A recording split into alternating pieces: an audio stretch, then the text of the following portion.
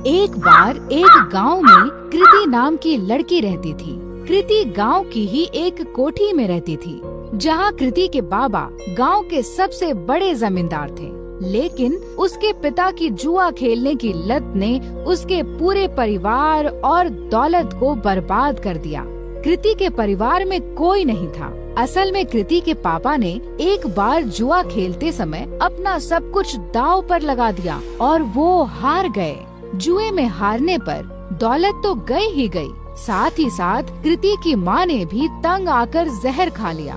कृति की माँ के बाद उसके पिता भी ज्यादा दिन नहीं जिए और ज्यादा शराब पीने से उनका लिवर फेल हो गया और उनकी मौत हो गई। अपने पिता की इस जुए की आदत का सबसे बड़ा शिकार बनी अनाथ कृति। उस बेचारी का क्या दोष था? अब ना ही उसका कोई ख्याल रखने वाला था और ना कोई रोटी देने वाला। पेट पालने के लिए मजबूरन कृति गांव के घरों में झाड़ू पोछा करती। कृति का ये सब करने का बिल्कुल भी मन नहीं करता, क्योंकि जिस घर में वो काम करती थी उसका मालिक उसे बुरी नजरों से देखता था। लेकिन 2 वक्त की रोटी के लिए कृति ये सब भी झेल लेती थी। कृति रोज सुबह सुबह गांव के मंदिर में जाती और अपनी दर्द भरी कहानी भगवान को सुनाती। हे ईश्वर, किस जन्म का तू मुझसे बदला ले रहा है? क्योंकि इस जन्म में तो मैंने किसी का भी बुरा नहीं किया। अब तू ही बता, अगर मेरा बाप जुआ खेलता था तो क्या इसमें मेरी गलती है? मैंने तो हर बार उन्हें जुआ खेलने से रोका, यहाँ तक कि रोकने के चक्कर में मार भी खाई, लेकिन हमेशा यह विश्वास रहा कि एक दिन तू सब ठीक कर देगा। मैंने तुझ पे भरोसा किया और तूने मेरे भरोसे का आज मुझे ये सिला दिया। न खाना है न कोई अपना, काम पे भी मालिक बुरी नजर से देखता है। क्या यही तेरी महिमा है? कृति की आंखों में आंसू भर आए और वो वहीं बैठकर फूट फूट कर रोने लगी। लेकिन कृति ने आंसू पोंछे और वहाँ से उठकर जाने लगी कि तभी उस मंदिर के बाहर एक बूढ़ा आदमी दिखा जो उसे घूर रहा था। कृति को लगा कि ऐसे ही कोई भिखारी होगा जो उसे रोता हुआ देखकर घूर रहा हो। कृति उस पर बिना ध्यान दिए वहाँ से तुरंत अपने घर चलती बनी। लेकिन अब तो उस बूढ़े आदमी की कृति को देखने की आदत पड़ गई थी। जब भी कृति मंदिर जाती और भगवान को अपनी आप बीती बताती, वो बूढ़ा वहीं खड़ा उसकी बातें सुनता और उसे घूरा करता, लेकिन कभी मंदिर के बाहर कृति का पीछा नहीं करता। कृति को लगा कि वो बेचारा भीख की आस में उसे देखा करता है। कृति के पास कोई बहुत ज्यादा पैसे नहीं थे, फिर भी वो दान पुण्य करने में बिल्कुल भी हिचकिचाती नहीं थी। एक दिन मंदिर के बाहर खड़ा वो बूढ़ा आदमी जब कृति को घूर रहा था, तो कृति भगवान के पास जाने की बजाय उस बूढ़े के पास गई। बाबा जी, अगर पैसे चाहिए तो बेहिचक मांग लिया करो। ऐसे किसी और को घूरोगे तो वो गलत मतलब निकालेगा। काश बेटा, तेरे जैसा साफ दिल भगवान ने सबको दिया होता। कुछ दे दे बेटा। कृति ने अपनी जेब से एक 10 का सिक्का निकाला और उस भिखारी के जेब में डाल दिया। बाबा जी, अभी इतने ही हैं, आगे जब ज्यादा कमाने लगूंगी तब ज्यादा दूंगी। अरे बेटा, सच्चे दिल से दिए गए 1 रुपए भी मैं खुशी खुशी रख लूं, फिर तेरे 10 रुपए तो लाखों के बराबर हैं। भगवान तेरा भला करे। ये कहकर वो भिखारी चला गया। किसी गरीब की मदद करके कृति को बहुत खुशी हो रही थी। कृति मंदिर में दर्शन करके फिर से अपने घर चली गई। उस दिन जब कृति अपने मालिक के घर काम करने गई, तो वहाँ पर उस दिन उसके मालिक के अलावा कोई नहीं था। क्या हुआ मालिक, आज घर पर मेम साहब नहीं है क्या?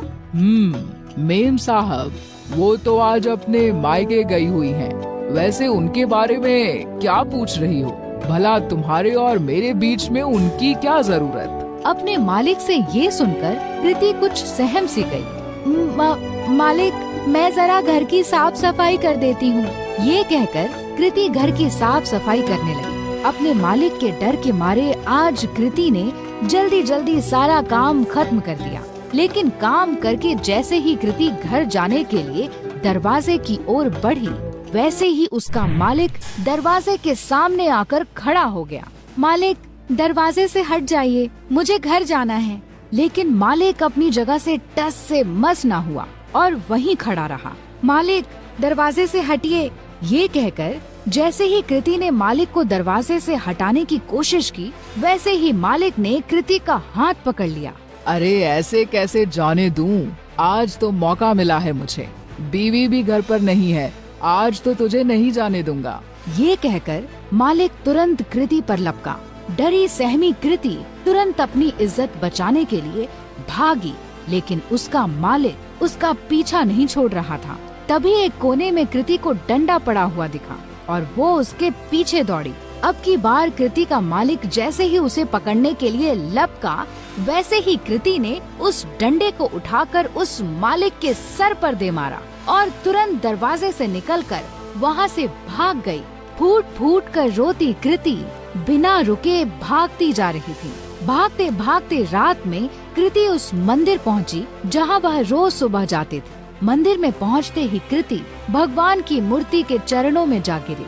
हे ईश्वर, क्या मेरा पैदा होना ही गुनाह है जो तू मुझे इतनी बड़ी सजा दे रहा है?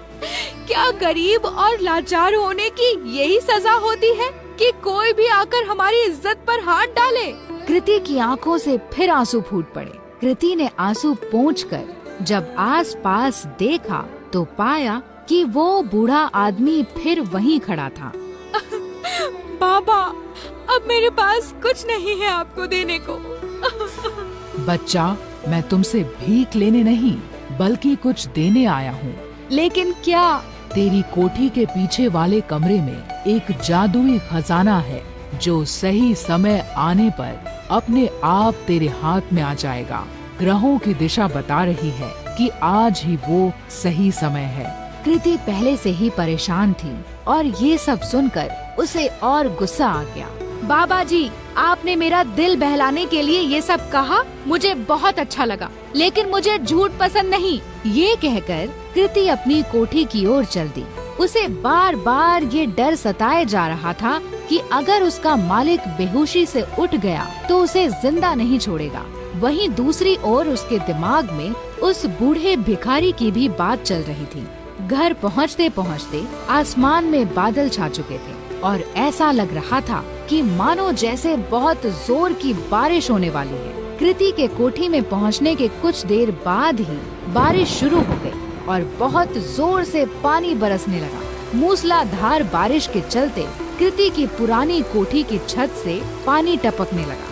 आज तक कभी कृति ने इतनी तेज बरसात नहीं देखी थी। कृति जैसे ही छत की मरम्मत के लिए अपना छाता निकालकर बाहर गई, वैसे ही उसका छाता तेज हवा में फट गया। परेशान कृति फिर अंदर आई और सर ढकने के लिए कुछ ढूंढने लगी। आगे कुछ ना मिलने पर वो कोठी के पिछले हिस्से में चली गई, जहाँ उसके बाबा का पुराना कबाड़ रखा था। ढूंढते ढूंढते उसी कबाड़ में कृति को एक छाता मिला। चलो इसी से काम चलाया जाए, ये कहकर कृति मरम्मत का सामान ले जैसे ही बारिश में बाहर निकली, बारिश की बूंदें पड़ते ही उस छाते से सोने के सिक्कों की बरसात होने लगी। कृति को ये सब देखकर अपनी आंखों पर विश्वास नहीं हुआ कि उस बूढ़े भिखारी की बात सच निकली। कृति उन सिक्कों को समेटकर अंदर कमरे में आ गई और उसने उन्हें गौर से देखा तो उन्हें सोने का पाया। खुशी से पागल कृति की आंखों में आंसू आ गए। अब मुझे अपने मालिक के जैसे गंदे लोगों के लिए काम करने की जरूरत नहीं। कृति ने उसी रात अपना सामान बांधा और इस गांव को छोड़कर उस छाते के साथ निकल गई। एक दूर बड़े शहर में जाकर उन सोने के सिक्कों को बेचकर कृति को खूब पैसे मिले, जिससे उसने एक घर, एक गाड़ी और अपनी सारी ख्वाहिशें पूरी कर ली। यही नहीं, उसने अपना खुद का बिजनेस ही शुरू कर दिया। इस तरह कृति की सारी गरीबी उस जादुई छाते ने दूर कर दी और अपने गंदे मालिक से बहुत दूर कृति सुकून से अपनी जिंदगी जीने लगी।